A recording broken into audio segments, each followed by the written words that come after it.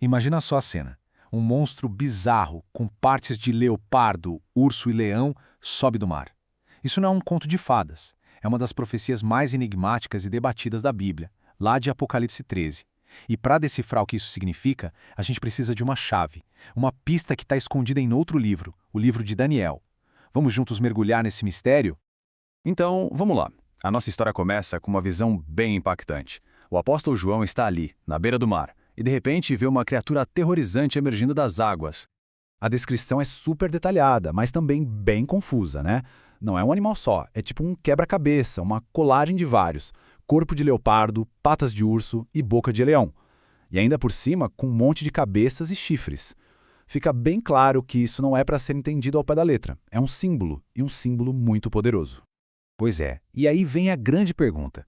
O que raios é essa criatura? É um monstro de verdade ou é um símbolo para alguma outra coisa? A resposta, gente, está em aprender a ler a linguagem que a profecia usa.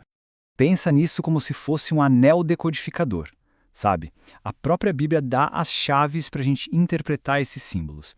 E assim que a gente entende as regras do jogo, o mistério todo começa a se abrir. Ok, primeira chave e talvez a mais importante de todas.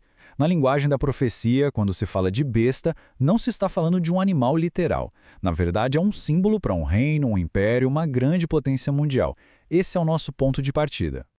E a segunda chave? O mar. O que o mar representa nesse contexto? Ele simboliza povos, nações, multidões, aquela agitação toda de onde os reinos e os impérios surgem. Então, se a gente junta as duas coisas, uma besta que sobe do mar, o que temos? Um império que nasce no meio da confusão, da agitação política do mundo. Faz sentido, né? Beleza? Com essas duas chaves no bolso, a gente vai precisar voltar um pouco no tempo. Vamos lá para o livro de Daniel, porque é lá, segundo essa linha de interpretação, que a gente encontra a peça que faltava para decifrar a besta do Apocalipse. O profeta Daniel também teve uma visão de besta subindo do mar, só que na visão dele eram 4, uma depois da outra. E o mais interessante é que, olhando para a história, essa sequência de bestas corresponde direitinho a 4 grandes impérios que dominaram o mundo antigo, começando lá com a Babilônia. E aqui a conexão fica muito clara, muito visual.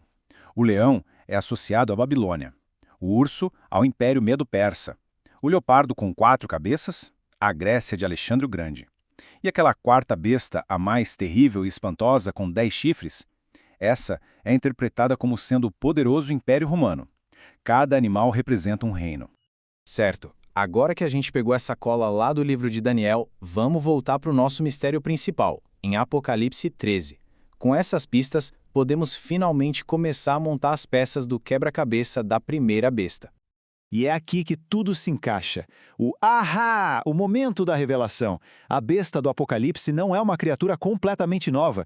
Na verdade, ela é uma fusão, uma mistura das 4 bestas de Daniel. Repara só, tem a boca de leão da Babilônia, os pés de urso da Medo-Pérsia, o corpo de leopardo da Grécia e os 10 chifres da besta romana.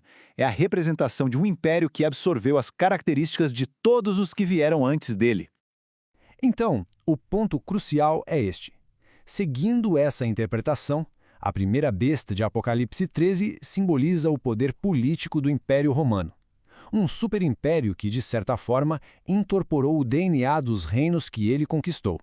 Mas calma lá. Quando a gente acha que resolveu o enigma, a profecia dá uma virada na história. Uma segunda besta entra em cena. E olha, ela é bem diferente da primeira. Olha só a contradição aqui.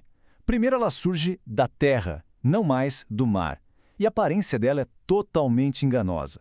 Ela parece um cordeiro, que é um símbolo de gentileza, até um símbolo de Cristo, mas a sua voz é a de um dragão, um símbolo de engano e de poder que força a barra.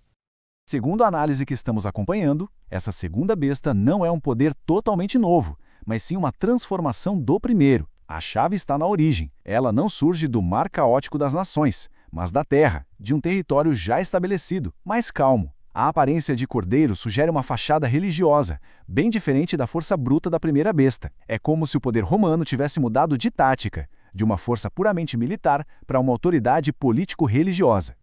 Tá, mas como essa transformação teria acontecido na prática? É aí que essa interpretação une a profecia com a história para revelar um poder com duas faces bem distintas.